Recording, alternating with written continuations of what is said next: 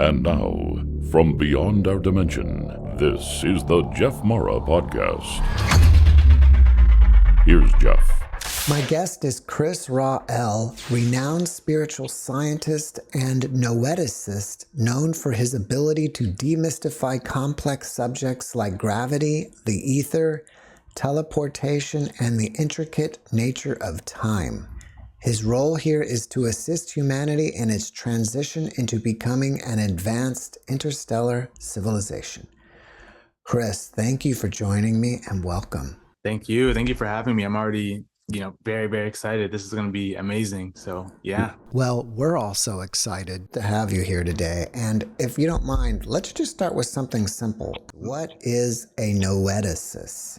So the best way I can describe that is through direct experience of how I came into that realization of what it was myself. So I was dreaming. I have very vivid and lucid dreams almost every night.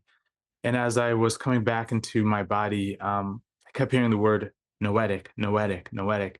I've never in my life ever heard that word. Like I haven't read it anywhere, haven't seen it. And so I'm hearing this word. I wake up and I just, and I realize, oh, it's like knowing something has to do with like just knowing, right? From one's direct inner space. And so I look it up online, of course, and there's an institution called the Institution of Noetics. And I was like, oh my gosh. And it has everything to do with the study of one's mind and how they perceive the world. So I'm a noeticist, meaning I have the ability, like we all do, to study myself, come to my own conclusions without influence of, external things, and perceive reality through that way. So it's like a self-taught science, really. The science of the self is like the short and sweet way to say it. Was that the catalyst that started you on your spiritual journey? Or was there something prior that happened to you that, put this all in motion? Yeah, so that experience just happened just a couple months ago, and it's funny because I found out what the word noeticist meant noetically, right? So from directly within, I found the word through being the word. It was really cool. But no, that was just one of many experiences. What started me on this journey, I'm actually a walk-in soul. So I've had experiences ever since I was young. My first real memory is probably around 5 years old, and having very vivid dreams where I would see my dreams play out in front of me with my eyes open. But I've always been curious about the nature of reality. I would always ask my parents if I'm dreaming, is this even real? What is going on? And a couple years ago, I actually remembered how I got to this realm, to this planet that we call Earth. So that's to say, the soul that I am now is from a different star system, right? Interfacing through this avatar, through this body. The soul that I was whenever I was a kid is still part of that same being, albeit it wasn't as advanced as my consciousness is at this moment. So that's really how it started. Being curious about reality, questioning religion, and having all kinds of paranormal, supernatural experiences ever since I can remember. So Just to get us on the same page, what is your definition of a walk-in soul? my definition is a soul, and this gets it's a slippery slope because then it's like, what is a soul? Right. But for contemporary conversation, a walk-in soul, from my point of view, is a being from a different star system who then projects itself into this realm through a body, through an avatar, you could say. So there's usually an agreement on the other side between the soul that's, localized here, and then the soul that wants to now have the experience. There's usually like, hey, at this point in my life, I'm going to leave, you come in. So um, I'm actually in a system called an immersion program, meaning I have another form, another avatar, and another star system literally interfacing through this immersion pod here. It sounds super complicated, and if we have time, I'd love to go deeper into that. But it's like a soul realizes sometimes it's had a really tough life and it no longer wants to deal with just the intensity of the human experience. And it will, a lot of times through near death experiences, what people will have is the old soul or the soul that's going through a really tough time will walk out, and another higher version of that soul will come in and take its place, pick up where that transitioning soul left off. And I think this is why a lot of people who have NDEs come back so transformed. They're actually a higher version of themselves with higher awareness of how reality works. Um, yeah. So in short, yeah, go ahead. So are you saying that it's still all you, it's just Mhm. a different part of you from your higher self? Yes, most of the time, yes. Not all the time, but yes, I would say people who have good intentions, who are really doing the best they can. Yeah, it's still all you. Like for me, it was I'm the more evolved version of my past self, if you will. And Right. this So version had been living in another star system. yes. Yep. And sometimes some of the guests will say that all of our lives are happening at the same time. So there's really not Mhm. a past life or a future I life. Would you agree with that? I agree. Yeah, definitely. Yeah. Okay, so then another version of you from somewhere else decided to come in and take over this Right. avatar. Right. And Where, I'm mhm. sorry, one last question. So the previous part of you that was here, is it Mhm. still with you, like taking a back seat, or did it go to somewhere else completely different? So it's like it's integrated into this personality that I am now. That's the best way. Hmm. So it's funny because before I even came into this knowledge, I made a YouTube video years ago. I had long hair and dreads, and, and I talked about how you can never get rid of your ego. The ego simply um, integrates with your higher self. It becomes a part of it. So I didn't know that at that time I was talking about my own experience, which looking back, it would make complete sense because that's exactly what happened. So the who I was is still here, although it's integrated into this higher self now. So it's taken a back seat from the standpoint of I no longer operate in the same consciousness for the most part that I did, years and years ago. I have more access to my stellar identity. I've brought in different modes of viewing reality. Like I remember there was one point in time I was like, I just got way smarter and I could just understand things that would seem very complex for people. Right before this transition happened, was there some kind of event that the previous incarnation or the previous soul that was occupying the body went through some type of trauma? Or was this just something that was completely agreed upon pre birth? Both. So for me, it was both. I had a super intense, you know, there was a super intense childhood growing up, but I worked through all of that, and I think what triggered it was me. I just had a huge disdain kind of for reality, and I didn't understand why the world was the way it was, right? And I personally was ready to experience uh, my life differently, and understand things. And so one day I was just sitting in my living room. My family was gone. They were, I think, at their. Sorry about that. Sorry. They were with a family member, and I was sitting in my living room, and I was in meditation, and I just saw all this. Like I saw DNA strands, like they were like silverish, gold, white, just flashing. And then I saw myself on a starship. I could see out the window. I could see the Earth. I could see like all the stars, and I was this ethereal form. And at this moment, I didn't know anything about immersion, like whatsoever. And I remember in this experience, in this meditation, I saw like these pods, these oval shaped pods that were kind of at a 45-degree angle with fluid in them, with water in them. And I was to go into one of them. I had other people like me who looked like me, and we were all going to go into these pods and come to Earth. I found out years later that this was a real thing. And I was like, oh my God, this is how I got here. That's again the noeticist from direct experience from one's own consciousness.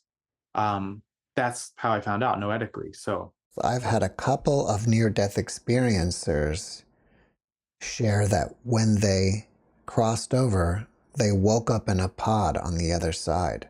mhm, mhm. A lot of star seeds, a lot of people are in immersion. They just don't even know it's a possibility. Reality is so much more expansive, and it's actually way more practical.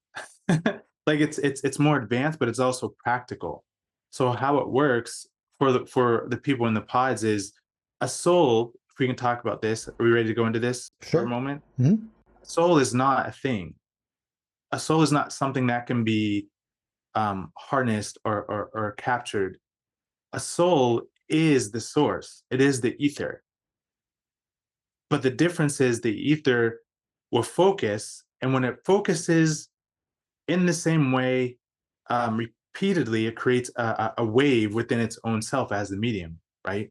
It's kind of like the waves in the ocean, or a swell in the ocean. Well, that swell or that wave is just focused water. It's just focused ocean, but it's one and the same. It's the wave, but it's also the ocean. So a soul is the same thing. It's a wave or a thought of perceptions and ideas in the ether. And so what happens is that that signal and that frequency in the ether can be moved around to any part of itself. So in these immersion pods, the technology is so advanced that it actually will move the signal from one avatar to another avatar. And so as myself and others are in these immersion pods, their stellar body is in a hyperbolic state. Is that the right word? A a neutral state, just to use that word. It's just kind of laying there and it's being sustained by that fluid, the physical body.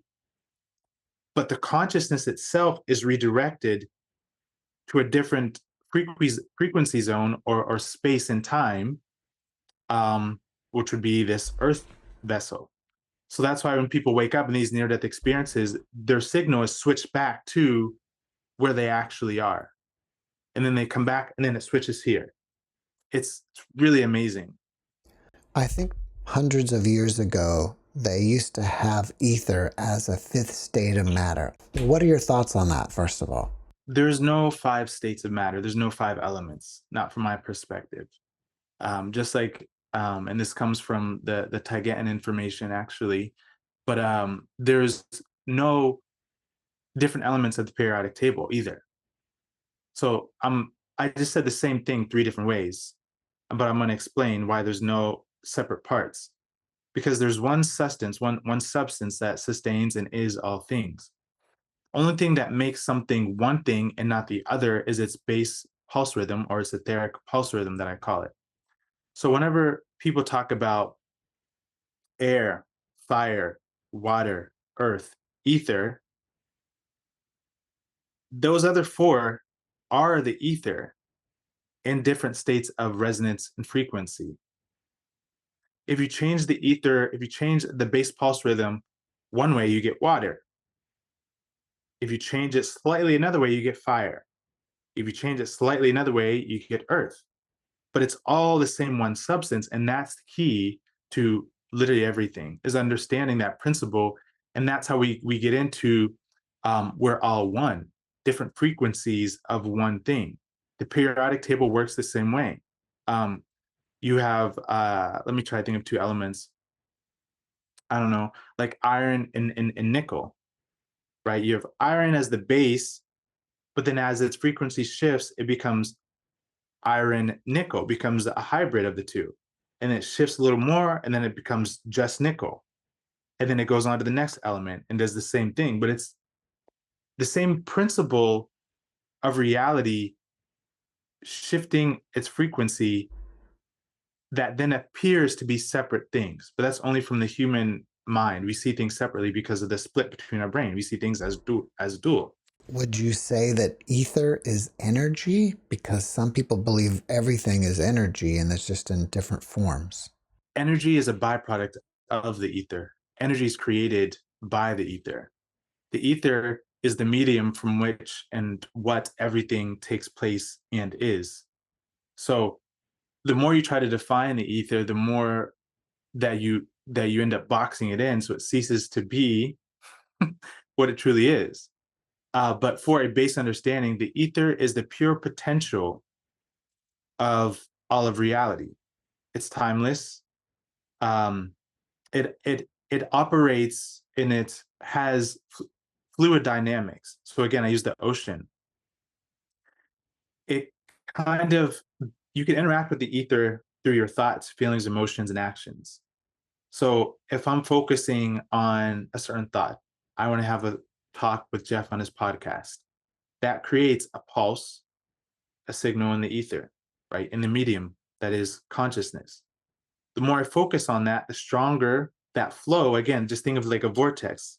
I call this gravitic thought.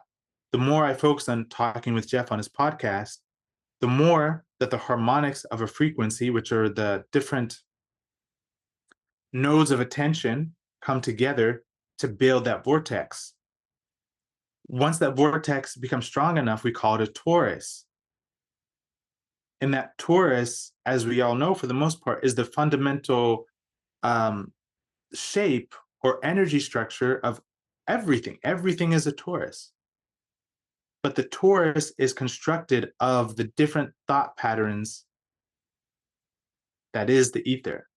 So I hope I'm doing a good job explaining this, because every time I go to talk about it, it's like, No, you're doing good. I just want to probably backtrack here because there yeah. are some people who may not know what a torus is. It's kind of like a donut, I would say. Energy's kind of coming in and then going back out, right? Exactly. Yeah, it's a self-perpetuating energy structure, etheric structure. It's literally what everything. It's how everything materializes from that self-generating form. So let's think of it like this. So everyone knows the tornado. Mm-hmm. A tornado is just the inside of the ether of the ether, but of a torus. So let's say the energy spirals down and it's going to come back out the bottom and it's going to go back up. It's going to spiral and it's just going to continue to regenerate itself, with the core being the center of that torus.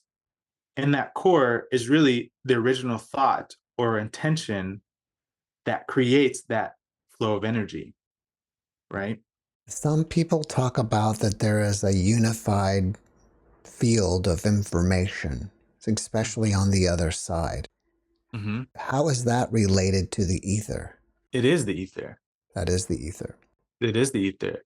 The Akashic Records is a New Age concept that actually waters down the ether. It makes it seem like there's like this one place that you go to, and there's just a book of libraries. What I would like to propose to people is that you have access to all of consciousness at any time, because you are literally that. And so I realized at a very young age that I could pick up on information, just because I was like, wait, well, thoughts, if I think something, well, it's like if I make a phone call, well, there's that signal going through the phone lines. But if I'm thinking something, well, where's that energy going?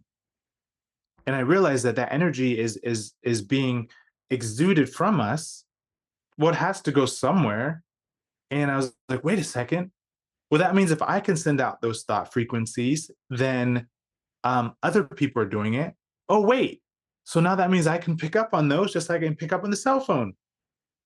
I remember thinking of this as a kid in my living room, just being like, whoa, whoa, you know? So yeah, it's the unified field is the ether. Science, modern science is not designed to free humanity. It just isn't. It's designed to keep humans in a guessing game of what reality is. My job here on this planet is to offer a different perspective that people can now choose to expand their awareness, because you're not going to hear it hardly anywhere else. There's not many people talking about this level of consciousness because it's just not out there yet. When Jesus was speaking about the kingdom of heaven that's within, do you think he was speaking about the ether? Yes, yes, I do. I was actually raised Christian, So I have a huge background with religion in that way. But yeah, when the Bible and Jesus is a very convoluted, multi-layered system, to say the least. But to take those words, yes, that's what that phrase would have meant. The kingdom is within. What is within? Within is your state of being. It's your thoughts. It's really what you're thinking about. So Mm. yes, I would say yes. All right, so we've been talking about the ether. Can you explain gravity to us? Oh, yes, that'll be fun. So we got to start explaining gravity by understanding what it is not. So we're taught in school that if I drop an apple, or if I have this crystal and I drop it, boom, it's going to land on the ground because of gravity, because there's a pull happening, right? So I'm going to go multidimensional and layers here. One, gravity is not a force. It's not a reaction between two different things like we think in magnets. It's also not, planets do not have gravity. So I have to set the table for you all to understand that the way that you've been taught about gravity isn't how it really works. That's not what it is. It's not a force. So your thoughts are gravitic, and I said this a couple minutes ago. The second you think about something, you create a pulse, a rhythm, a flow in the field, in the medium that we call the ether, in the source, right? So let's take that idea and apply it to how does a planet come into being and how does a planet um, materialize? Well, everything happens through gravity. So the source itself would have generated a concept, an intention, idea, a feeling. And that feeling, that idea got so big that it creates something like a planet. So gravity is simply a flow in the ether, a flow or flux in the ether, within itself, by itself, upon itself. So when you think of like things like anti-gravity, Mm-hmm. it's not about defying um, gravity and like trying to overcome a force. The first thing you'd have to understand is what is the flow, what is the flux and the frequency of that planet that is generating it. So gravity generates the planet. It's not the other way around, right? So when you're talking about anti-gravity, if you know, let's say the Earth is resonating at 7.83 hertz, what you're really saying is that is the flow, the repeated flow of energy in a specific location that's generating what we call a planet Earth. Okay. And if that specific frequency and if that specific flow is at 7.83 hertz, well, then what's the opposite of that? Negative 7.83 hertz. So you start to reverse that gravity flow, and then there you have anti-gravity. That's a very simple way to put it. But I need to find some scientists ready to work with me on these kinds of things for the greater good for humanity. When you're saying 7.3 or 83 hertz, is Mhm. that like a sound wave, like a frequency wave that could be considered Mhm. sound? Exactly. Yes. So it's a frequency, but what is a frequency? Again, it's a movement in the ether. That's Mm. all it is. It's a specific pattern. That's fascinating to think about how to create something that creates a negative sound wave or a sound wave in reverse. I know. I know. Yeah. Well, it's all it's ether physics. It's ether physics and um comprehending the nature of reality for what it really is. Gravity is not a force, it's a flow of consciousness. That flow of consciousness gets so big that it then appears to be solid because it creates a repeated pattern. This is why I call it like an etheric pulse rhythm. Mm-hmm. So that pulse becomes so strong that it appears to be solid, but it's not. It's just that the harmonics, right? Again, sound, the harmonics of that frequency are so repetitive that it has kind of a solid state or solid feel. Um, yeah. But then again, things only feel solid, Jeff, and amazing beings out there because of repulsion of magnetism. So whenever you feel like if I were to put my hands together, my hands feel solid to each other because they're actually resonating at different frequencies. So I'm feeling that dissonance between them. When I put my hand on the floor, I'm feeling that dissonance between the frequencies of the floor and the frequencies of my hand. What about time? How does that play into this? Oh man, how much time do we have again, Jay? We've only gone about 30 minutes, so we can go another hour. All right, so I'll try to make this short and sweet because I know we have some other topics we definitely want to cover too. Um, Time, again, going backwards from how we were taught. Time is not a measurement. Time is not something that you can catch or capture, or there's no formula to time. Like I know a lot of scientists out there say that time is, this times this times this. That's not it. Time is the flow of one's consciousness. It is how one knows itself to be a thing and not something else. For example, you call yourself Jeff. You have an age, you have a family, you do this, that, and that. The second that you start on that train of thought, you create a linearity. In order for you to make sense of that linearity, you have to experience it. Jeff, who's this age, who has this experience, and does those things. That experience of that order of those events in your thoughts is what time is. It's just your thoughts of who and what you think you are. And so my time frame is different than your time frame. Everyone's time frame is different. Time is not a measurable thing. It's relative to the consciousness. It's a flow of one's thoughts that allow it to have a sense of self. So you being Jeff, you only know yourself as Jeff and not Chris and not Susie or Tim because of the progression of your thoughts. That focused of progression of your thoughts, that right there, the progression of from here to here, that's what time is. So to become timeless or to time travel or to do anything with time, you have to start paying attention to how you think. We literally are time. It's a very hard concept for people to grasp because we're so entrained to, look at the phone. What time is it? Okay, there's numbers. But it has nothing to do with the numbers on the clock. It has everything to do with the thoughts that you're thinking. And this is provable by when you hang out with your friends or doing something like we've already been on for 30 minutes. For me, it feels like it's been 5 minutes. Mm-hmm. Right? Right.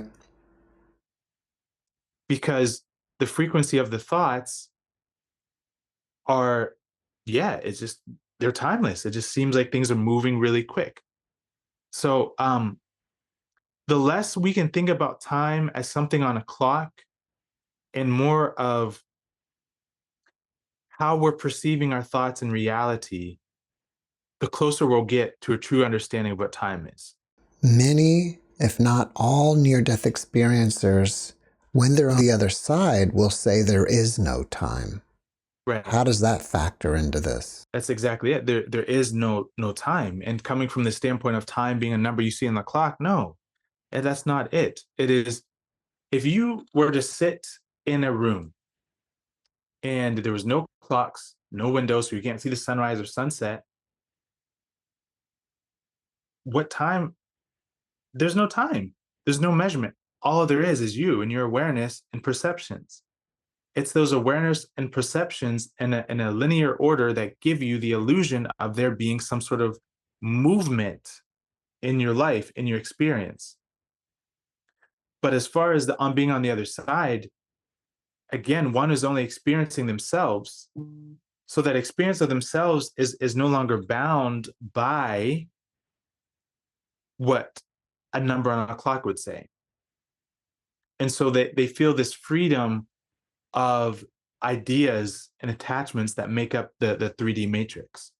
They break out of that whenever they have the NDE, because there's nothing to measure their thoughts against anymore, right? There's nothing to measure their awareness against. It's just them as the soul, as the point of consciousness.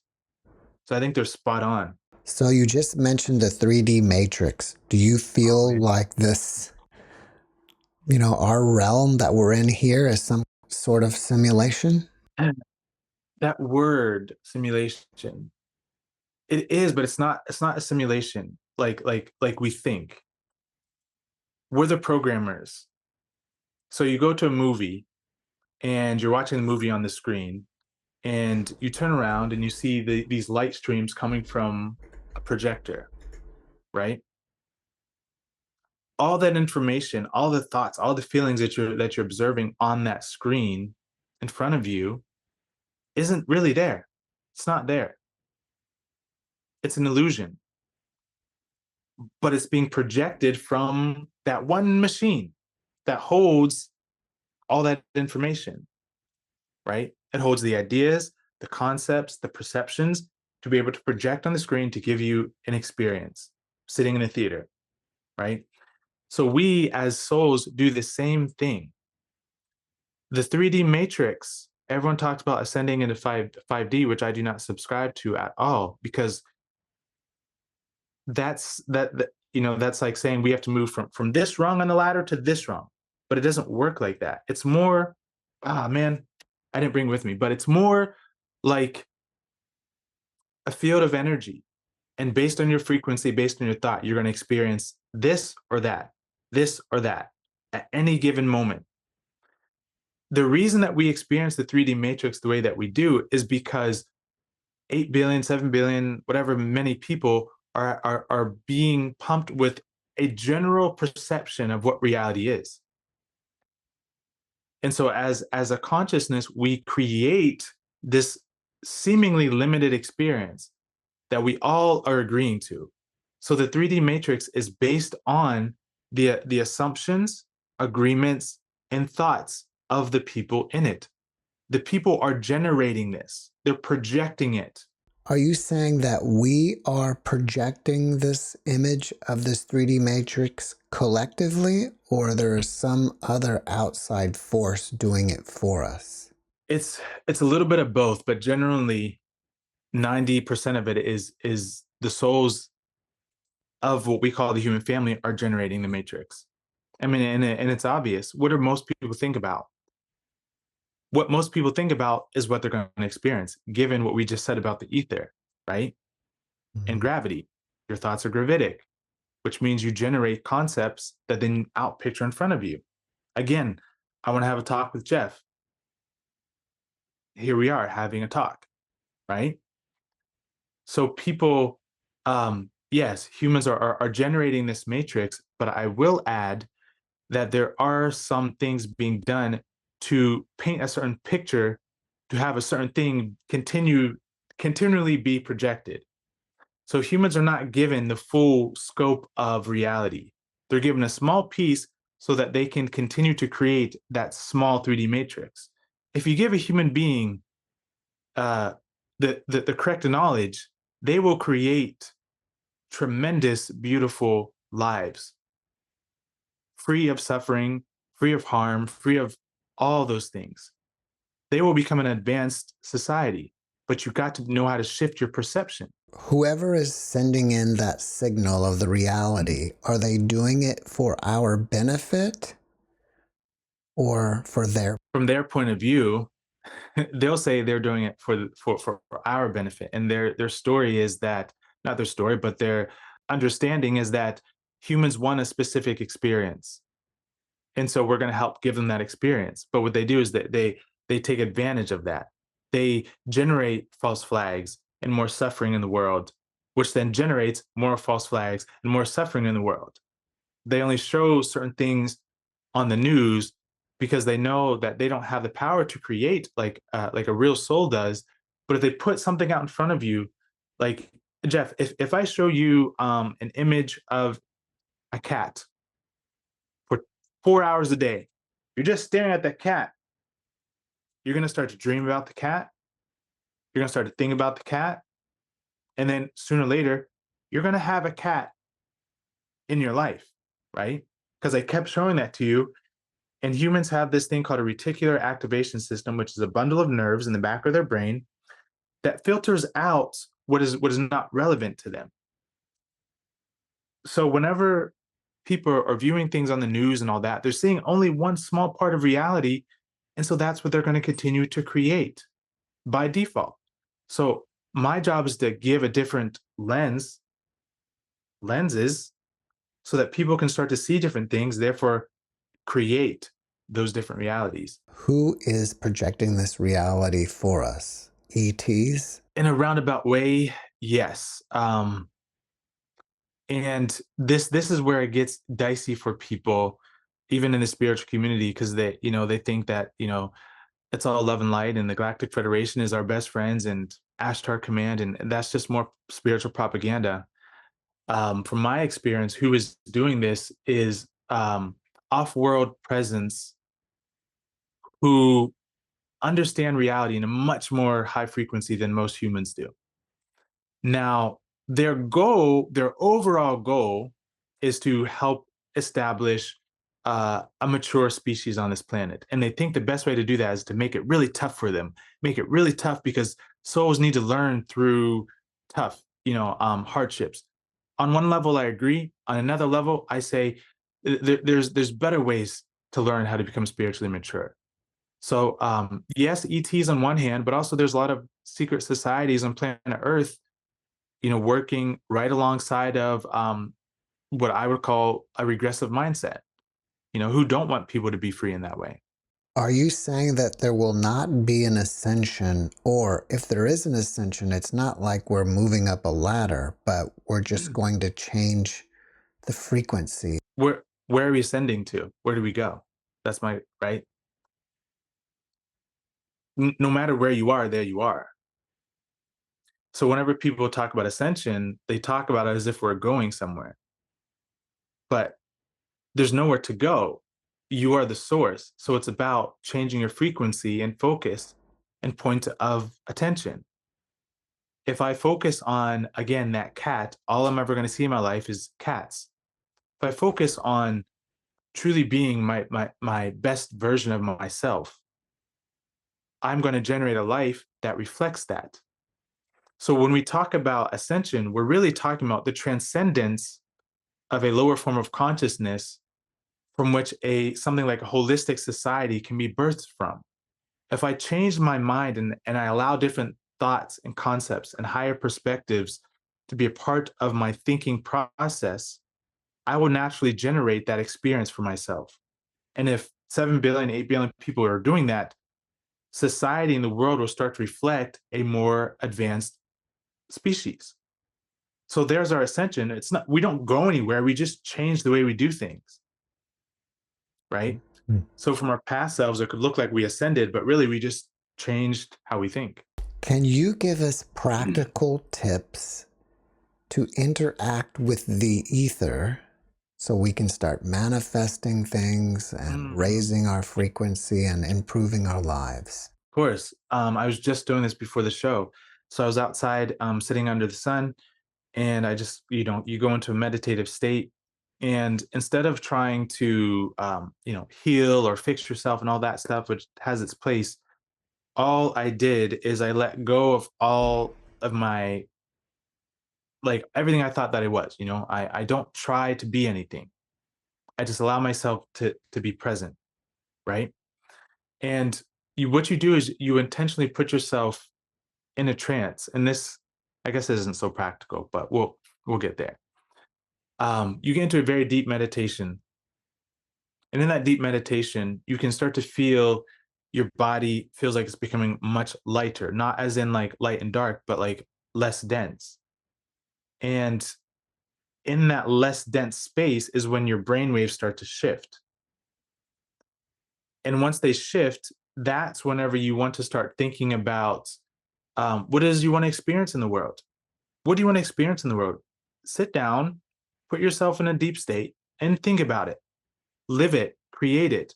Instead of sitting in meditation and trying to levitate and trying to, you know, pray for this or that, simply go in like a child and use your imagination and just see and experience yourself doing something really fantastic, meeting with your star guides, being on podcast shows, having enough food to feed you and the whole community. Because whenever you do that, you generate again that etheric pulse rhythm, and just focus on that. Another very simple thing you could do, um, let's say you want to, mm, you just want to see more peace in your neighborhood, right? Start to imagine, like, okay, you're washing the dishes, but as you're washing the dishes doing something mindless, you're just thinking about peace in your neighborhood. That's all you're doing. You're just thinking about it. You're going through situations where you meet someone and you guys having a beautiful conversation. We have to learn how to work with our thoughts in a completely different way. And it comes down to understanding that we don't live in the now moment. We live in a creative space. And that creative space is our thoughts and what we're thinking about. So I guess in a short answer, it'd be to focus your energy and thoughts on the things that you want to experience, and it'll happen. You know, um, change yourself, and it does get more advanced, but people need to be ready to handle that stuff. They need to understand the training wheels version first. You know. Are we forced to come here over and over, or do we Mm. pre-plan out our lives that we're supposed to be doing some specific thing? So first, the first part: are we forced? No. There's no dark entity forcing souls to incarnate. That's another spiritual propaganda that disempowers the soul.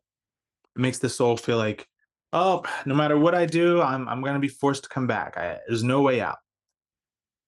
It's mind control that forces the soul to come back.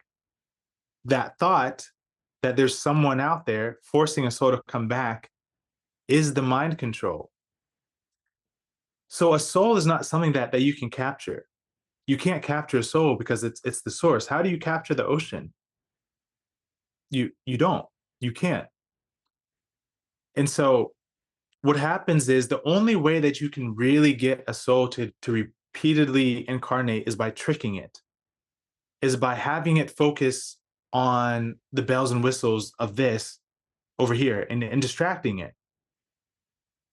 And so this is why I think a lot of the spiritual community is in such a rut, is because we still assume that there's an outside entity doing something to us. And there's not. You are the God, you are the source, you are the ether itself. The second you say enough is enough, well, then guess what? Enough is enough. So whenever people say, is someone forcing us? I say no. All that can be done is mind control through showing and basically whispering in your ear different thoughts and ideas that you latch onto and assume are true. And what was the second part of that question? Do we come here with a Right. specific Right. mission or event that we're supposed to learn? Yeah, I think a lot of souls incarnate for various reasons. You know, some of us are here to assist and help ease the suffering. Some of us are here just to experience. And what is it like to suffer? I don't know. Let me go experience it. You write these agreements up and you agree upon them from the other side. And what is the other side? The other side is the part of us that hasn't forgotten itself. And so on that side, we have all ability to choose what we want to do. And it's always up to us. There's no one making us do anything. And I really stand strong on that, is that the soul itself is the one in control. But it's been hoodwinked into thinking that it's not. Um, do I have a moment to talk about the veil of forgetfulness? Because this is a big one that goes along Sure. with soul. Because I think what happens is people, well, humanity is a species with amnesia. Well, why is that? Well, what is the veil of forgetfulness? And again, shout out to our star friends, the Taigetans and you know the Swarus, for bringing this information in. But whenever whenever you dream, whenever you go to bed at night, you're in a certain frequency. And that frequency, once you fall asleep, you enter into a different frequency where you have your dreams. But then you come back into this physical body, right? You come back to this experience and you say, "Oh man, I can't remember my dreams." Well, why is that? Because your waking state and your dream state are at two different frequencies. There's a dissonance, there's no harmony. Okay. It's the same thing when you incarnate. That's why most people don't remember their counter lives or their parallel lives, because they're stationed at a different frequency resonance that you can't translate. And this is why it's so important for people to know that whenever they incarnate, no one is forcing them to do this stuff. It's whenever you get here, they take advantage of your forgetfulness of the frequency dissonance, and they say, there's an evil cabal out there, there's a soul trap, they're making you go. So then when you transition, you have those thoughts so ingrained in your consciousness that once you get to the other side, you think it's true. And then here you go back. That's how it works. It's taking advantage of that veil of forgetfulness and ingraining a soul with mind control through false claims that will force a soul to come back. Another note on that before next question. A lot of times a soul will choose to incarnate because on the other side, it just didn't get done what it wanted to get done. It just didn't get done what it wanted to get done. And it says, you know what? I'm going to get it right this time. And so it'll choose free will to come back and, see if you can give it another go. It has all eternity. There's no rush. I'm going to change gears with you here. Let's In the go. beginning, I noted that your role here is to assist humanity into its transition to becoming an interstellar civilization. Have you had contact yourself with ETs? Yes, those are my homies for sure. I have, and I say that in a joking way because it's a topic that I think a lot of people take so seriously, but it's doesn't need to be. Um, I've had contact. I think the earliest I can remember was 5, and I was extracted in the astral, and I was being my physical body was preparing for that walk-in that I was telling you about, and so I would have these experiences with these beings and have no clue what was going on, and it seemed scary, but it was from a place of not understanding what I am now doing now. Right? I had to be prepared. So my star family would extract me. I don't like to use the word abduction, and just prepare my physical form and my consciousness to handle the load of consciousness and insights and downloads that I am now speaking on. I've also seen starships almost every night. I just saw one the other night. All the time. I've had telepathic communications. I'm sure I've met some ETs in the physical. I didn't know it at the time because a lot of ETs look just like us. And that's the thing people aren't ready to hear. They think they have to have huge eyes and gray skin. That's like a small portion of them.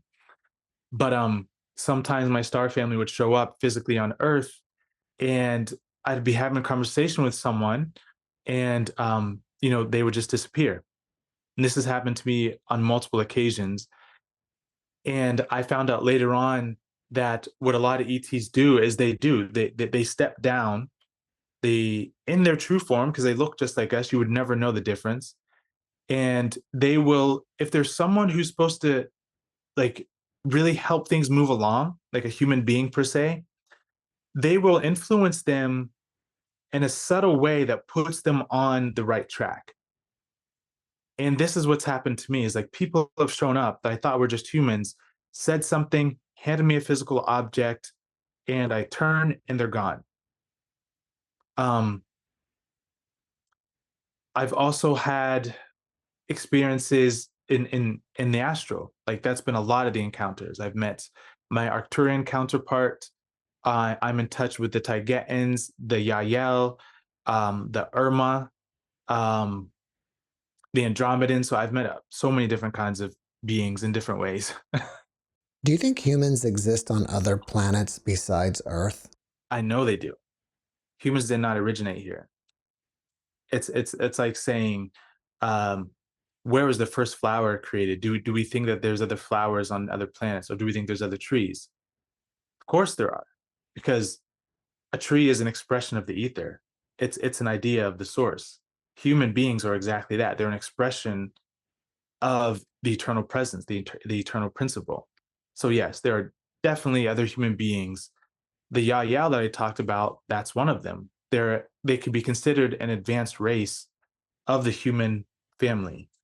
But yeah, there's definitely other humans in the cosmos. We are not by far the only humans or humanoid species. That's one of the biggest misconceptions.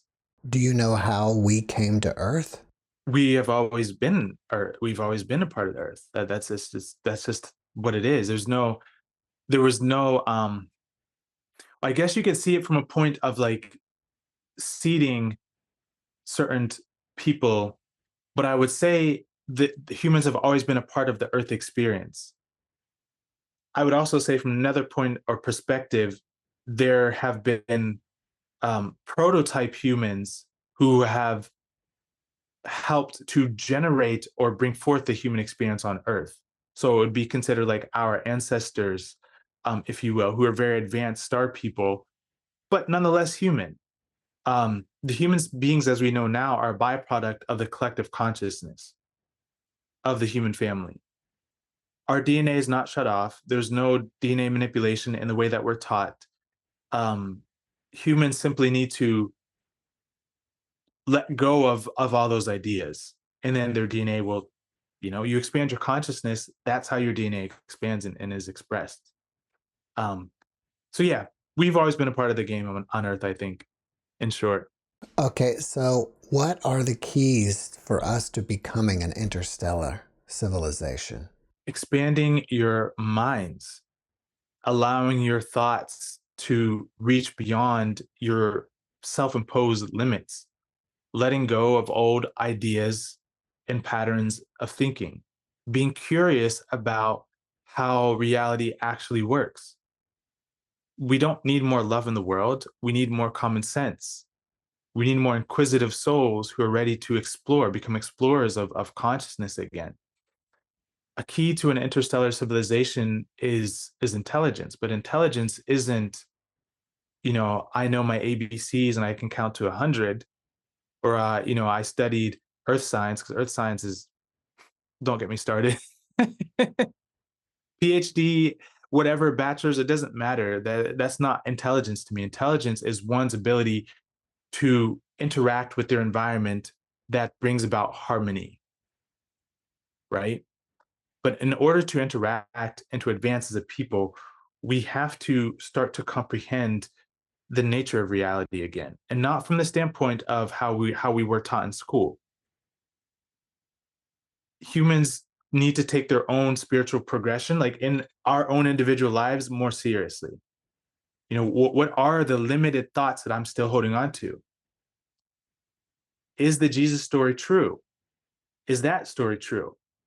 Well, let me learn about something I've never learned about before, right? And just expand your mind, expand your ability to think and process information. So it's all an inside job. And surely but slowly, reality will start to mirror that advanced way of thinking. What do you think is the biggest misconception about ETs? That there are no humanoid ETs. That's the big one. Um, that they are so advanced that they don't have any association, or there's no kind of ability to connect with them. That's a huge one. And that they manipulated our DNA, talking about Anunnaki and stuff, and somehow are interfering with the progression of humanity. I think those misconceptions are huge because it paints a picture of a limited species called humans. Um, Let me pause for a second. Other misconceptions. Well, let me interrupt you for one moment. Are you saying that all ETs are benevolent? Oh no, because not even all humans are benevolent, right? And so we take these concepts that we understand about our own race, um, And benevolence, again, is a perspective too now. So I have to be careful here, because if I say one thing from one way, it's true, but from another, it's not. The spider to the fly is demonic, it's evil. But to the house owner, the spider is benevolent. So it's just perspective. Um, there are many life forms out there. Most of the beings within our solar system are here to help, not all, but a good majority. And even the ones who do not have the best interest of humanity at heart, it's still up to the humans. We still have all the power. The best thing that they can do is to put that false image of something in front of us and have us focus on that. That's the best thing they can do. If you try to manipulate DNA in a lab or through food or anything, sooner or later it changes back to its base form. So you can't alter DNA long term. You can only do it for a short burst, and then it reverts back to its original form. So humans are very powerful. We just have to start to exercise that. If we kind of get back to what we were talking earlier about gravity and time, what do you think space is? Space is the after effect of really I would say a divergent magnetic field, and that's a very scientific way to say it. But space is a mirage. There is no space. There is the illusion. There's the perception of physicality. But physicality, again, is an idea within the source, within the ether. Um, Another way I could say this is you see your shadow, right? I don't know if you guys can see my shadow on my shirt a little bit here. Mhm. Well, if I don't have my hand here, there's no shadow,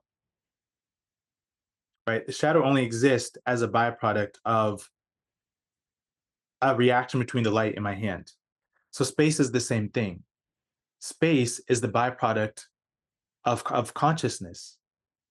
It's the mirage in which we get to interact in, but it's not really here. It's just, again, it's the projection on the screen. It's the shadow of the hand. This is space.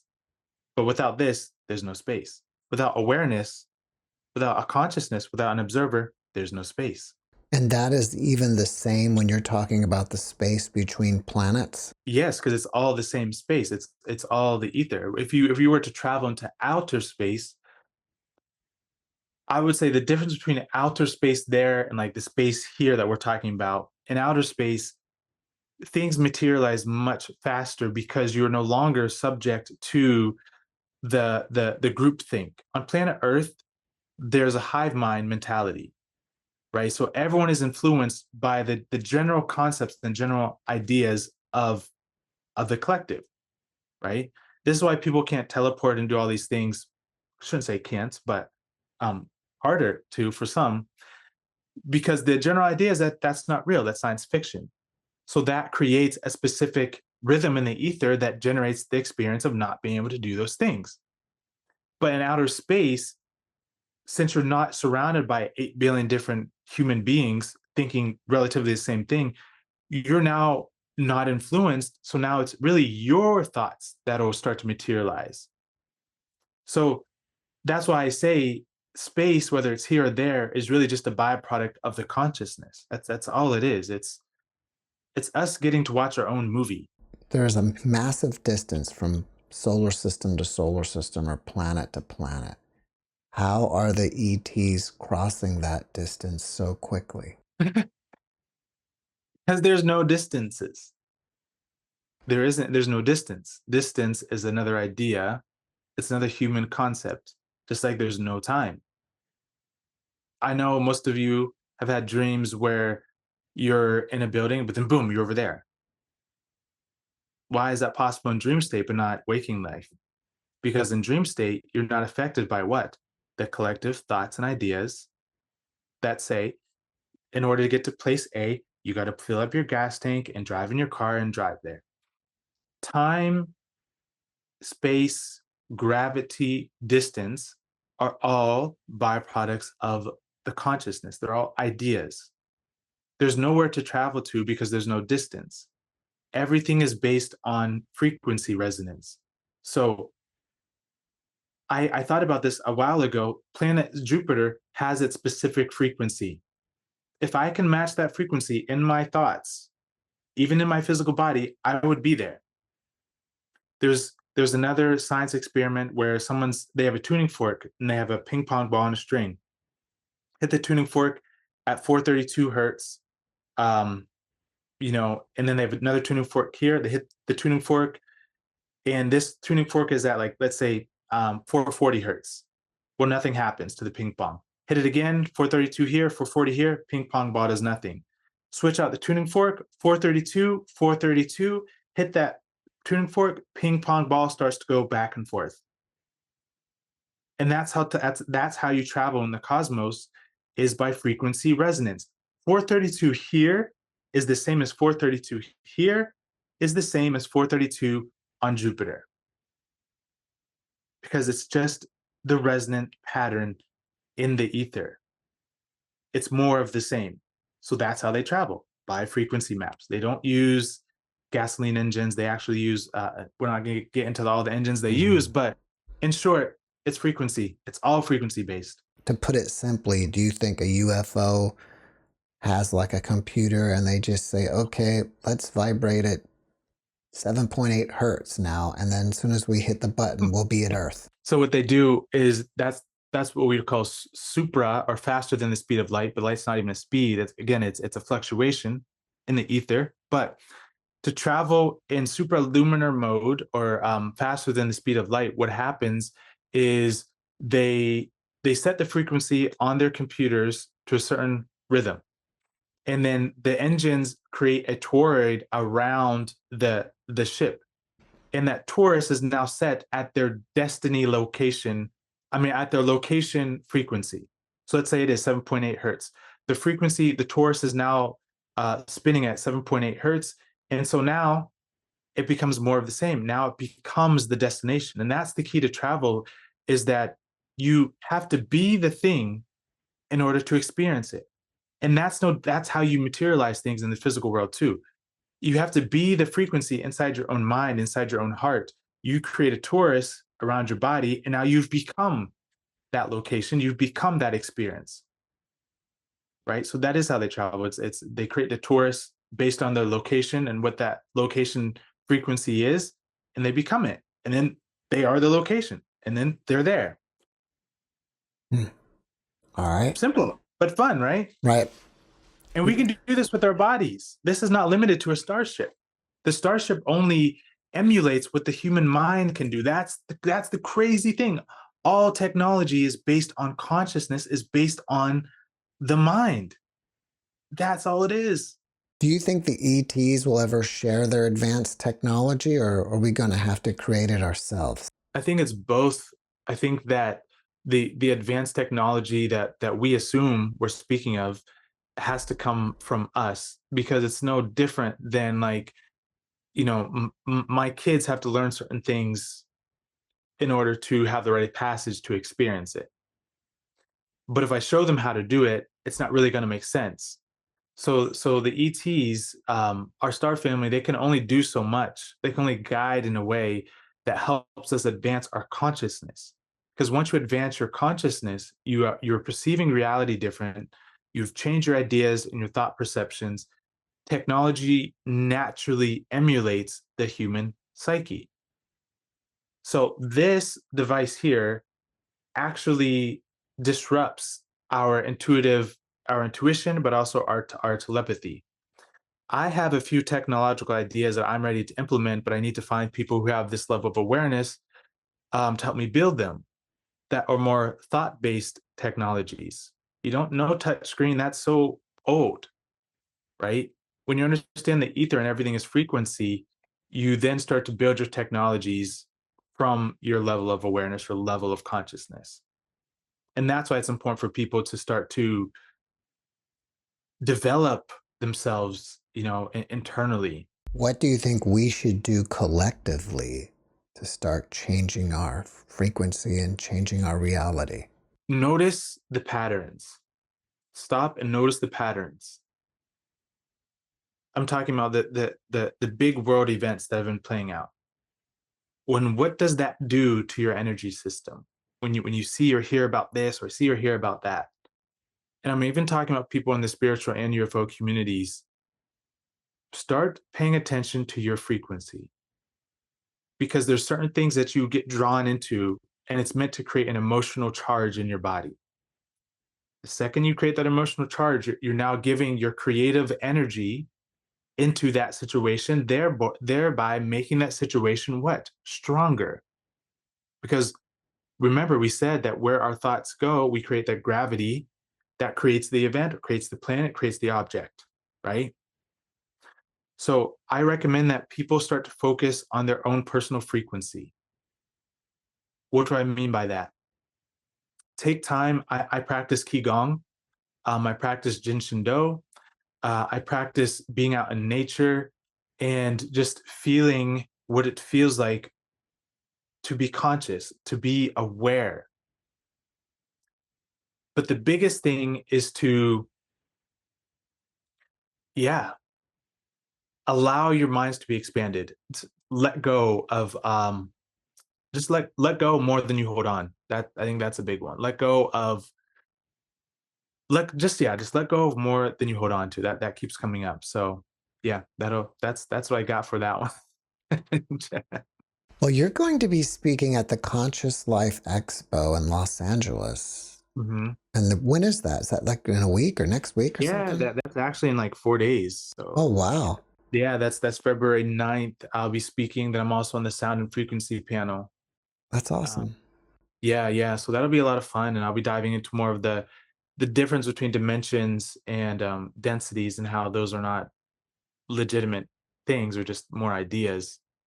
Um, So when people say, well, we're in the third density and there's 5D and all this, you're saying there's no such thing as these densities? there's not conceptually, just for the sake of trying to understand stuff, but no, no. Like, can anyone point to it? No. It's an idea. Most of the things we experience are just ideas. That's all they are. They're just ideas that get focused on, and then they get brought forth in a tangible physical experience. It's no different than if I said, where's the border between, um, you know, California and Nevada? Where's the line that you can say, this is where that stone ends? That's Cali, and that stone right there, that's not, no, that's silly. That's absolutely ridiculous. And so, spiritually speaking, it's the same way.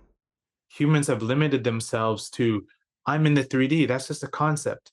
There's a lot of advanced beings on this earth right now, as star seeds, pretending to be human, who would be considered six-dimensional beings, seven-dimensional beings, based on the concept of 3D, 5D. And there's a lot of beings on different planets that be considered three-dimensional beings. So it has nothing to do with our physical place. It's all about our mindset. That's we are all our own dimension. We are all our own density. That's the magic. After watching this podcast, there may be a lot of questions for you about what we've talked about today. If hmm you're open to that, how do they contact you?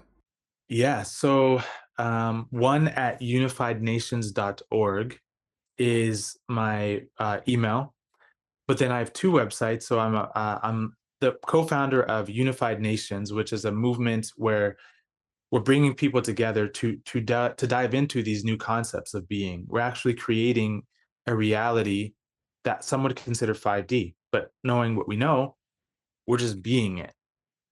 We're literally creating it. Um, so that website is oh no. Oh yeah, so unifiednations.org is the website. ONE at unifiednations.org is the email. And I also have a Instagram, which is cosmic frequency, but the frequency, the second E is taken out because the ether is not, that's like a play on words for the ether. Hmm. And those are the two, those are the main ways to get in touch. Well, do you have anything else going on that you want people to know about? Yeah, so right now there is a summit that I was a part of that's in circulation.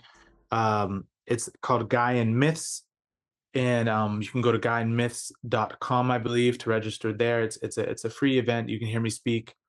I'm speaking there more about things like how people can structure their lives to get out of the 3D matrix. Both through business wise, so we don't set up LLCs and 508s, and we set up private associations. And then also intellectually, how we break the barriers of the 3D matrix within our minds. What else do I have going on? Expo, February 9th.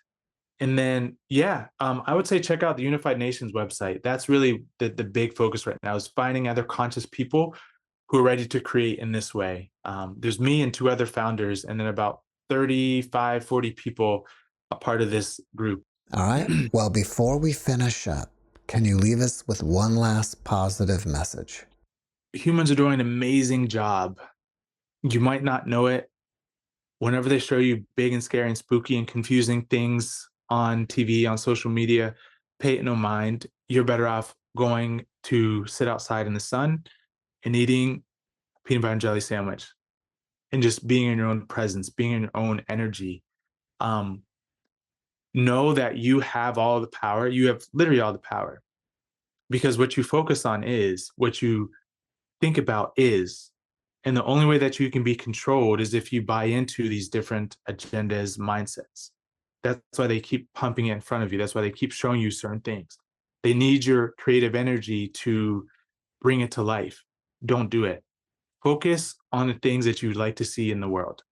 And I guarantee you, within couple years, who knows, couple months, your reality will shift individually, but collectively we will reach the heights that we've never thought were possible in a very short period of time, because we're the creators and we're the powerful ones. Truly. I mean that with every fiber of my being. Krys, thank you for your message, and thank you for being my guest. Yes, Jeff, you're amazing, brother. I appreciate this so much. This was profound. I'm excited to dive in another time. Yeah, this was a great conversation. Thank you again, brother. Thanks for watching the JeffMara podcast. I really appreciate you. Another way to show support is through YouTube memberships. And if you do, there are loyalty badges and other perks depending on your level of membership. All you need to do is click the join button underneath the video to find out more. Thank you for your support.